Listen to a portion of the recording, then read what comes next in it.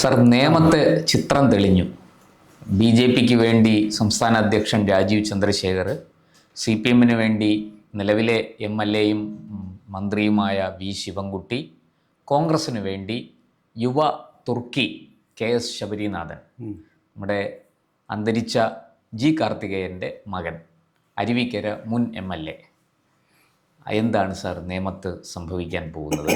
B J P ഈ കഴിഞ്ഞ തവണ സി പി എം പൂട്ടിയ അക്കൗണ്ട് തുറക്കുമോ, അതോ ഇക്കുറി വീണ്ടും അക്കൗണ്ട് തുറക്കാൻ കഴിയാതെ ബി ജെ പിക്ക് മടങ്ങേണ്ടി വരുമോ? കോൺഗ്രസിൻ്റെ അവസ്ഥ എന്താണ്? കോൺഗ്രസ് അവിടെ എന്തെങ്കിലും വിസ്മയം സൃഷ്ടിക്കുമോ?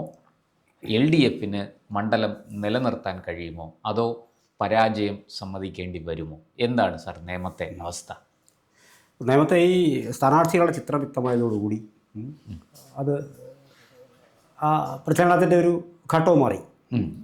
ഇപ്പോൾ താങ്കൾ പറഞ്ഞത് ശരിയാണ്, ലൈവായി ഏറെക്കുറെ ഇത് ഒരു 3-4 മാസം മുമ്പ് തന്നെ രാജീവ് ചന്ദ്രശേഖർ ബി ജെ പിയുടെ പട്ടിക വരും മുമ്പ് പ്രഖ്യാപിച്ച് സ്വയം അവരോധിതനായതാണ്, സ്വയം പ്രഖ്യാപിത ആളാണ്.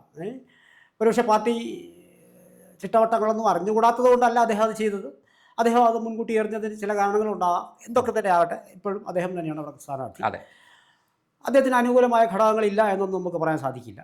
കാരണം കഴിഞ്ഞ ലോക്സഭാ ഇലക്ഷനിലുമൊക്കെ 60,000-ൽ പരം വോട്ട് തിരുവനന്തപുരം ലോക്സഭാ മണ്ഡലത്തിൻ്റെ കീഴിൽ വരുന്ന നിയമസഭാ മണ്ഡലത്തിൽ 61,000 വോട്ടുകൾ പിടിക്കാൻ കഴിഞ്ഞിരുന്നു. നമ്മുടെ തരൂരിന് അവിടെ ഏതാണ്ട് 40ഓളം വോട്ടുകളാണ്, 39,000 അപ്പോൾ അത് മാർജിനുണ്ട്, വ്യത്യാസമുണ്ട് അവിടെ. അപ്പോൾ അവിടെ എൽ ഡി എഫ് വളരെ ദയനീയമായിട്ട് പുറകിൽ പോയി 33,000 വോട്ടുകളാണ് പന്ന്യൻ രവീന്ദ്രൻ. അപ്പോൾ ഈ പറഞ്ഞ പോലെ പന്ന്യൻ രവീന്ദ്രൻ മോശമായ സ്ഥാനാർത്ഥി ആയതുകൊണ്ടല്ല പന്ന്യൻ രവീന്ദ്രൻ ഈ ചരിത്രത്തിലേക്ക്. പന്ന്യൻ രവീന്ദ്രൻ തിരുവനന്തപുരത്ത് നിന്ന് ഉപതെരഞ്ഞെടുപ്പിൽ മത്സരിച്ച് ജയിച്ച ആളും കൂടിയാണ്. മാത്രമല്ല ഒരു കരകളഞ്ഞ വ്യക്തിത്വമാണ്, ആൾക്കാർക്ക് ഭംഗിയായിട്ട് അറിയാം, സാധാരണക്കാരനാണ്. അപ്പോൾ എന്നിട്ട് പോലും അവിടെ പന്ന്യനാണ് തിരുവനന്തപുരത്ത് വളരെ പരിചിതനായ ഒരു മുഖമാണ്. അപ്പോൾ ജനം അതൊന്നും അല്ല നോക്കുന്നത് എന്നുള്ളതാണ്. സ്ഥാനാർത്ഥിയുടെ മികവ് എന്ന് ജനം കാണുന്നത്, പൊളിറ്റിക്കലി കാണുന്നതിന് വേറൊരു അർത്ഥമാണുള്ളത്. അപ്പോൾ അങ്ങനെ പൊളിറ്റിക്കലി കാണുമ്പോൾ സ്വാഭാവികമായിട്ട് ഇവിടെ ഇപ്പോൾ ശിവൻകുട്ടിയുണ്ട്, ശബരിനാഥനുണ്ട്, രാജീവ് ചന്ദ്രശേഖറുണ്ട്. അപ്പോൾ ഇവിടെ താങ്കൾ ഈ പറഞ്ഞതുപോലെ ശബരിനാഥൻ യുവ തുർക്കിയാകട്ടെ എന്തുമാകട്ടെ, പക്ഷേ അവിടെ ജനം കരുതി വെച്ചിട്ടില്ല ഇതിനകത്തൊരു സംഭവം. അപ്പോൾ അത് കണക്കുകളുടെ അടിസ്ഥാനത്തിൽ നോക്കിക്കഴിഞ്ഞാൽ സ്വാഭാവികമായി ഇപ്പോൾ മുരളീധരൻ കഴിഞ്ഞ വർഷം വന്നിട്ട് മുരളീധരനാണ് 36,000 വോട്ട്, 36,000 വോട്ട്, 36,000 വോട്ട് എന്ന് പറഞ്ഞാൽ അവിടെയാണ് ഈ അക്കൗണ്ട് പൂട്ടിക്കുക എന്നൊരു സംഭവം വന്നത്. അപ്പോൾ ആ മുരളീധരൻ അന്ന് സാധിക്കാത്തത് സ്വാഭാവികമായും മുരളീധരൻ സാധിക്കാത്തതുകൊണ്ട് മറ്റാർക്കും സാധിക്കില്ല എന്നർത്ഥമൊന്നുമില്ല. പക്ഷേ ഈ ഇപ്പോഴത്തെ രാഷ്ട്രീയ സാഹചര്യങ്ങൾ വച്ച് അതിനുള്ള സാധ്യത വളരെ കുറവാണ് എന്നാണ് എൻ്റെ വ്യക്തിപരമായ പക്ഷം. മറ്റൊന്ന്, അതായത് സാർ, അന്ന് കെ മുരളീധരന് ജയിക്കാൻ പറ്റിയില്ല. ഇപ്പോഴ് രാഷ്ട്രീയ സാഹചര്യം മാറിയിരിക്കുന്നു, ശക്തമായ ഭരണവിരുദ്ധ വികാരമുണ്ട്. പ്രത്യേകിച്ചും തിരുവനന്തപുരം നഗരത്തിലെ ഒരു മണ്ഡലം കൂടിയാണ്. അവിടെ കോൺഗ്രസ്സിന് ഈ മാറിയ രാഷ്ട്രീയ സാഹചര്യത്തിൽ എന്താണ് കോൺഗ്രസ്സിന് അവിടെ നേടാൻ കഴിയുക? പരമാവധി നേടാൻ കോൺഗ്രസ്സിന് സാധിക്കും, അതിന് തർക്കമൊന്നും വേണ്ട. അത് മുരളീധരൻ പിടിച്ചത് അതൊരു വിജയത്തിലെത്താനുള്ള സാധ്യത നന്നേ കുറവാണ്. കാരണം അതാണ് ഞാൻ പറഞ്ഞു വരുന്നത്. കാരണം ഇത് ഒരു കോൺഗ്രസിൻ്റെയോ സി പി എമ്മിൻ്റെയോ മണ്ഡലമല്ല വാസ്തവത്തിൽ. ഇരു കക്ഷികളും മാറി ജയിച്ചിട്ടുണ്ട്. അപ്പോൾ ആർക്കും അതിന് വ്യക്തമായ സ്വാധീനങ്ങളില്ല. അവിടെ ഒരു ഫ്ലോട്ടിംഗ് ആയിട്ടുള്ള അല്ലെങ്കിൽ അത്തരത്തിലുള്ള ചിന്താഗതിയുള്ള ആൾക്കാരാണ് അവിടെ വസിക്കുന്നതും. കുറച്ച് ഉൾനാട്ടിലെ ചില ഭാഗങ്ങൾ, ഒരു ഗ്രാമീണ ഭാവവും പകുതി സിറ്റിയുമായി ചേർന്ന് കൊടുക്കുകയും ആൾക്കാരാണ്. ഒരുപാട് വളരെ വേഗത്തിൽ നഗരവൽക്കരിക്കപ്പെട്ടുകൊണ്ടിരിക്കുന്ന ഒരു മണ്ഡലം കൂടി. അവിടെ കമ്മ്യൂണിസ്റ്റ് പ്രസ്ഥാനത്തിന് വളരെ കൃത്യമായ, ഇപ്പോൾ എത്രയൊക്കെ പറഞ്ഞാലും എനിക്കത് പെട്ടെന്ന് അംഗീകരിച്ചു കൊടുക്കാൻ കഴിയുന്നില്ല.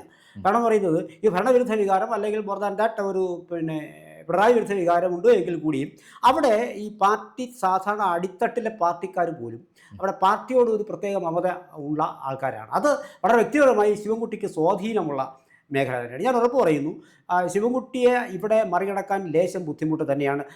ശിവൻകുട്ടിക്ക് വിദ്യാഭ്യാസ മന്ത്രി എന്നുള്ള നിലയിൽ ഒരുപക്ഷെ ഒരുപാട് പേര് അദ്ദേഹത്തെ കളിയാക്കിയിട്ടുണ്ട്. ഒരുപാട് ട്രോളുകളൊക്കെ ഉണ്ടാവും. അദ്ദേഹത്തിൻ്റെ ശാരീരികമായ വൈഷമ്യത്തെ കളിയാക്കിയിട്ടുണ്ടാവും. അദ്ദേഹം ഒരുപക്ഷെ നിൽക്കാനുള്ള ഒരു മനസ്സ് അദ്ദേഹത്തിൻ്റെ വൈയായികളെ കൊണ്ട്. സാർ, അവിടെ അപ്പോഴും നമ്മൾ ശ്രദ്ധിക്കേണ്ടത് അദ്ദേഹത്തിൻ്റെ രാഷ്ട്രീയ എതിരാളികൾ അദ്ദേഹത്തെ അങ്ങനെ ആക്ഷേപിച്ചിട്ടില്ല. നേരെ മറിച്ച് ഈ സോഷ്യൽ മീഡിയയിലാണ് ഇത്തരം ആക്ഷേപങ്ങൾ. അതൊന്നും ഒരു സ്ഥാനാർത്ഥിയുടെ അതിനൊന്നും നമ്മളൊരു വിലയും കൊടുക്കേണ്ടത്. പക്ഷേ ശിവൻകുട്ടിക്ക് ജയിക്കാൻ അറിയാവുന്ന ഒരു ആളാണ് ശിവൻകുട്ടി.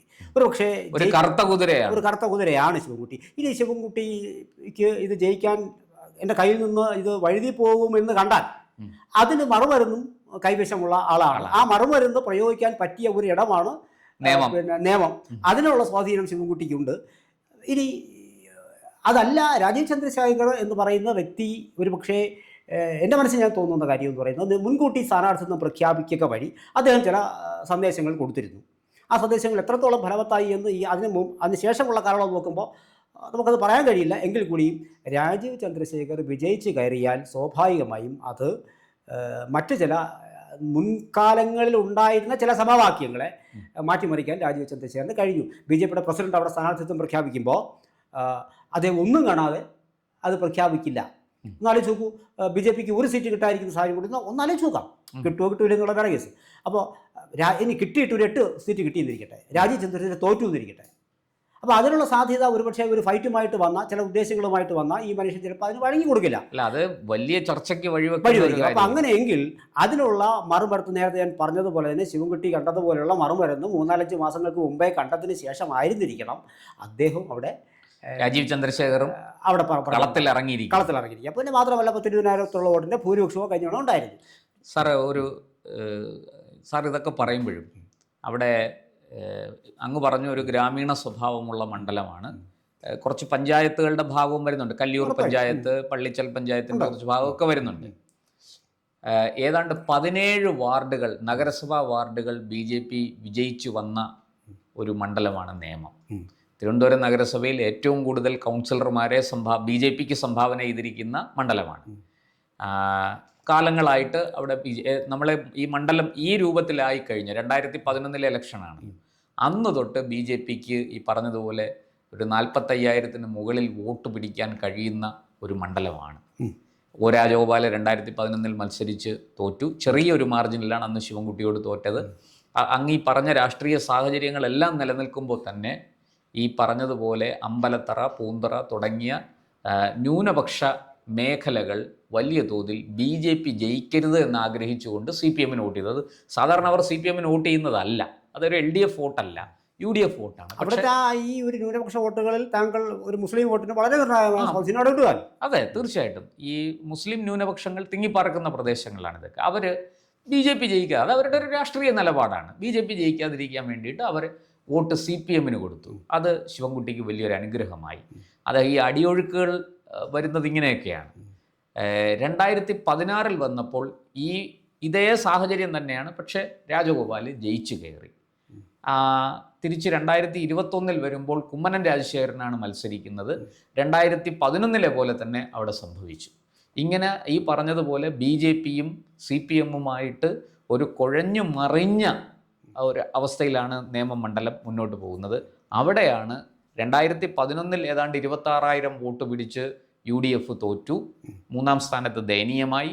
2016 വരുമ്പോൾ ഏതാണ്ട് 12,000 വോട്ടാണ് അന്ന് UDF, അന്ന് കോൺഗ്രസ് അല്ല മത്സരിക്കുന്നത്, UDF ആണ്. UDFിൻ്റെ ജനതാദൾ സുരേന്ദ്രൻപിള്ളയാണ് അന്ന് മരിച്ചത്. 2011 ചാരുവാറ രവിയാണ് മത്സരിച്ചത്. 2021 വന്നപ്പോൾ കോൺഗ്രസ് ആ സീറ്റ് എടുക്കുകയും K മുരളീധരൻ മത്സരിക്കാൻ വരികയും ചെയ്തു. അദ്ദേഹം 36,000 വോട്ട് പിടിച്ചു. BJP തോറ്റു, CPM ജയിച്ചു. ഇങ്ങനെ കുഴഞ്ഞു മറിഞ്ഞ ഒരു സാഹചര്യമാണ് ഈ നേമം മണ്ഡലത്തിലുള്ളത്.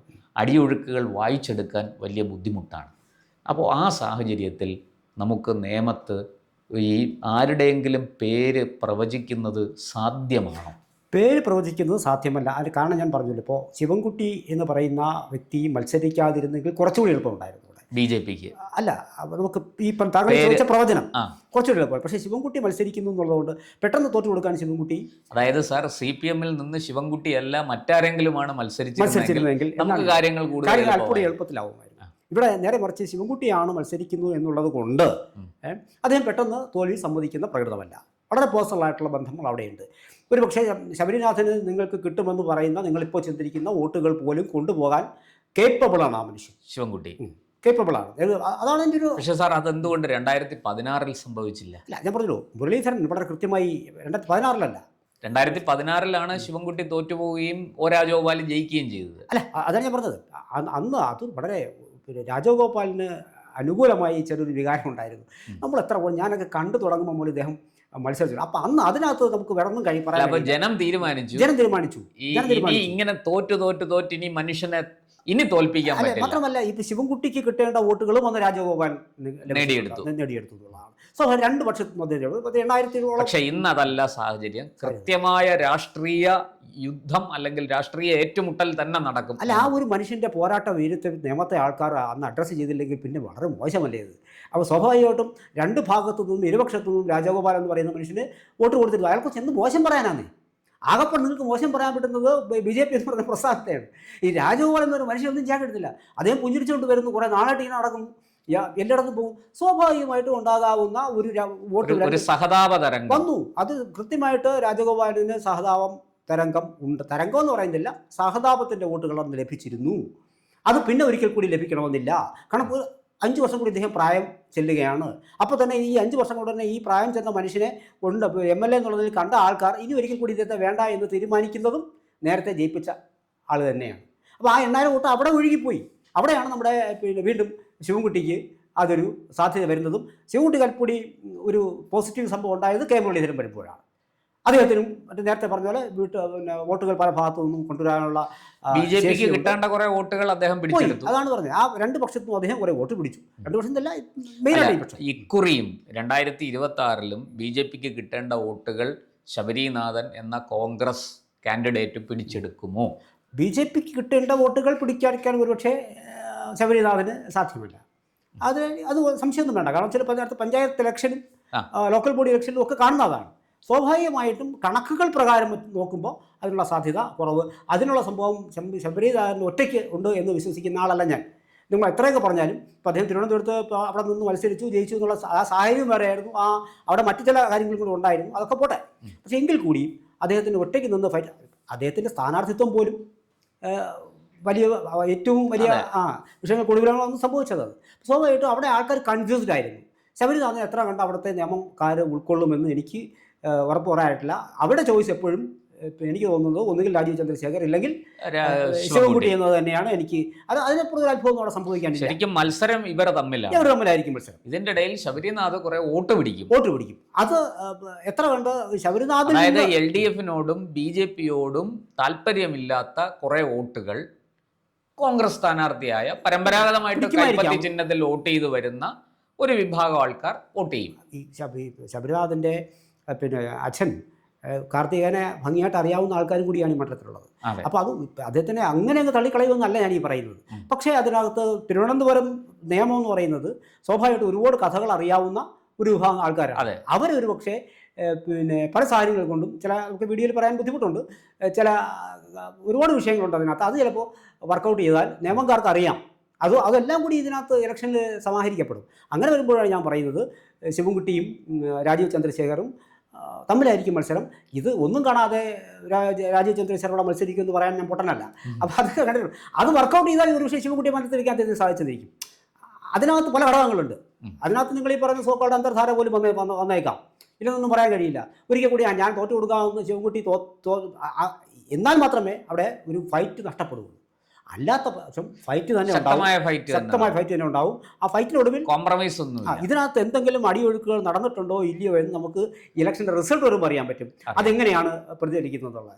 വളരെ ഒരു 2000 വോട്ടിനൊക്കെ ആണെങ്കിൽ അവിടെ ചില കാര്യങ്ങൾ കൂടി നമുക്ക് ഊഹിച്ച് വായിച്ചെടുക്കാൻ കഴിയും. ഇല്ല എങ്കിൽ ഇതിനകത്ത് സ്വാഭാവികം ഇത് ജയിക്കാൻ തന്നെയാണ് രാജീവ് ചന്ദ്രശേഖർ നിൽക്കുന്നത്. അതുകൊണ്ടാണ് നേരത്തെ പ്രഖ്യാപിച്ചത്. അദ്ദേഹത്തിന് അനുകൂലമായ കാറ്റ് അവിടെയുണ്ട്. വോട്ടുകളുടെ എണ്ണം കാണിക്കുന്നുണ്ട്. Local body election തെളിയിക്കുന്നുണ്ട്. കഴിഞ്ഞ 24 ലോക്സഭാ തെരഞ്ഞെടുപ്പിൽ രാജീവ് ചന്ദ്രശേഖർ ഇവിടെ പിടിച്ച വോട്ടുകളും അദ്ദേഹത്തെ സഹായിക്കുന്നുണ്ട്. ജനങ്ങൾക്ക് അദ്ദേഹം സുപരിചിതനാണ്. അദ്ദേഹം ഒരു വികസന അജണ്ട അവിടെ വച്ചിരുന്നു, ഒരു പ്രോജക്റ്റ് വച്ചിരുന്നു, ഒക്കെ ഉണ്ട്. ഇതെല്ലാം കൂടി മുൻനിർത്തി ഒരു പക്ഷേ സംഭവിച്ചുകൂടായികയില്ല. രാജഗോപാലിന് ശേഷം ഇദ്ദേഹം ജയിച്ചുകൂടായികയൊന്നുമില്ല. പക്ഷേ എങ്കിലും ശക്തമായ മത്സരം തന്നെയാണ്. ശിവൻകുട്ടിയെ എഴുതി തള്ളാൻ കഴിയില്ല. ഇനി മറ്റു ചില കാര്യങ്ങൾ നമുക്ക് ഈ ഇലക്ഷൻ്റെ കഴിഞ്ഞിരുമ്പോൾ ആ റിസൾട്ട് എത്ര ഭൂരിപക്ഷം മാർജിൻ എത്രയെന്ന് അറിയുമ്പോഴാണ് നമുക്ക് വാസ്തവത്തിൽ ശിവൻകുട്ടി ഈ കാണിച്ചതൊക്കെ ജാടയായിരുന്നോ എന്ന് തോന്നുന്നത് അപ്പോഴേ പറയാൻ പറ്റുള്ളൂ. ഇല്ലെങ്കിൽ ജയിക്കാൻ തന്നെയാണ് അദ്ദേഹം മത്സരം. നമ്മളീ പറഞ്ഞാൽ എത്രമാത്രം ആ മനുഷ്യനെ നമുക്ക് പിന്നെ ട്രോൾ ചെയ്യാനും നിയമത്തുകാരോട് വലുതായിട്ട് ഏശാനുള്ള നമുക്ക് അന്ധമായ രാഷ്ട്രീയം വെച്ചുകൊണ്ടുണ്ടെങ്കിൽ പറയാം. പക്ഷെ അതിനപ്പുറത്തേക്ക് സാമാന്യ ബുദ്ധി വെച്ച് പറയാൻ പറ്റില്ല. തീർച്ചയായിട്ടും നമുക്ക് കാത്തിരിക്കാം. നിയമത്ത് ഇനിയിപ്പോൾ പ്രചാരണമൊക്കെ ആരംഭിച്ചു, നോമിനേഷനൊക്കെ കൊടുക്കണം, പ്രചാരണമൊക്കെ ആരംഭിച്ചു വരട്ടെ. മൂന്ന് മുന്നണികളും എങ്ങനെയാണ് നിയമത്ത് തെരഞ്ഞെടുപ്പിനെ നേരിടുന്നത്, വോട്ടർമാരെ എങ്ങനെയാണ് സമീപിക്കുന്നത്, എന്തൊക്കെയാണ് അവർ പറയാൻ പോകുന്നത്, പ്രകടന പത്രിക വരാനുണ്ട്, ഒട്ടനവധി കാര്യങ്ങളുണ്ട്. നമുക്ക് വീണ്ടും വരാം നിയമവുമായിട്ട്. കൂടുതൽ വാർത്തകളും വിശേഷങ്ങളും നേരിട്ട് ലഭിക്കാൻ ജനങ്ങളിൽ നിന്ന് ജനങ്ങളിലേക്ക് ജനഭൂമി ന്യൂസ് സബ്സ്ക്രൈബ് ചെയ്യൂ. ബെൽ ബട്ടൺ അമർത്താനും മറക്കരുത്.